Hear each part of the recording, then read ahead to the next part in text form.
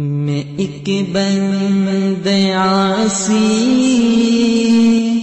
ہوں، خطا کار ہوں مولا۔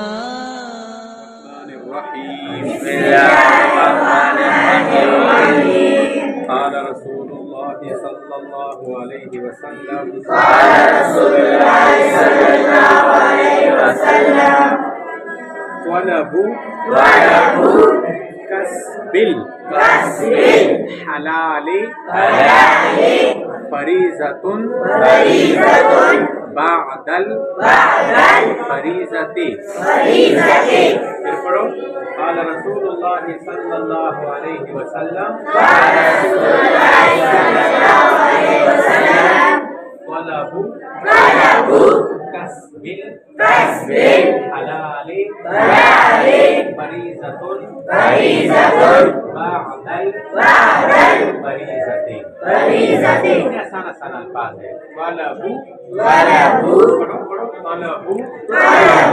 کسب الحلال فریضۃ بعد الفریضۃ۔ اب ترجمہ سنو۔ رسول اللہ صلی اللہ علیہ وسلم نے فرمایا، حلال روزی حاصل کرنا بھی ایک فرض ہے دوسرے فرائض کے بعد۔ علماء نے لکھا ہے کہ یہاں فرائض سے مراد ارکان اسلام ہے۔ کیا ہے؟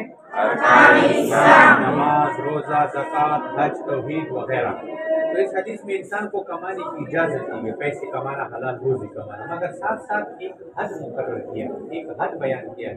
ادھر دیکھو میری طرف، ٹھیک ہے؟ وہ کیا ہے کہ اس حلال مال کے کمانے میں انسان فرائض کو نہ بھول جائے۔ ایسے نہیں ہے کہ دنیا کما رہا ہے نماز نہیں پڑھ رہا، دنیا کما رہا ہے اور زکوٰۃ نہیں دے رہا، دنیا کما رہا ہے روزے نہیں رکھ رہا ہے۔ نہ کماؤ، لیکن کمانے کے دوران اور جو فرائض ہے، جو بڑے بڑے فرائض ہیں، نماز، روزہ، زکوٰۃ، حج وغیرہ، اس کو مقدم رکھو۔ جب ان کی ادائیگی کا وقت آ جائے تو پہلے یہ، پھر اس کے بعد یہ۔ اس لیے کہتے ہیں بعد الفریضہ، فریضے کے بعد فریضہ ہے۔ یہ نہیں ہے کہ تم پہلے کہو کہ میں دنیا کماؤں گا، نماز پڑھ لوں نہیں پڑھ لوں تو کوئی بات نہیں، اس طرح نہیں ہے۔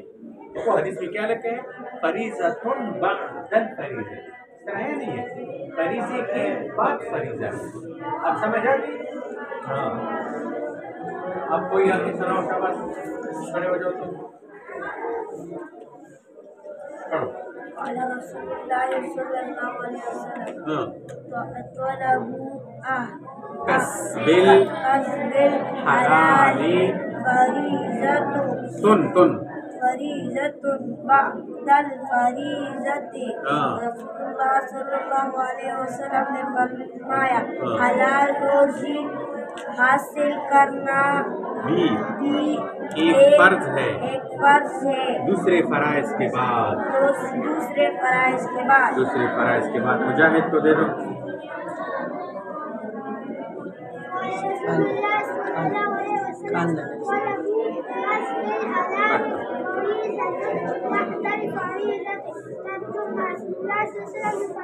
حلال روزی حاصل کرنی بھی ایک فرض ہے دوسرے فرائض کے بعد۔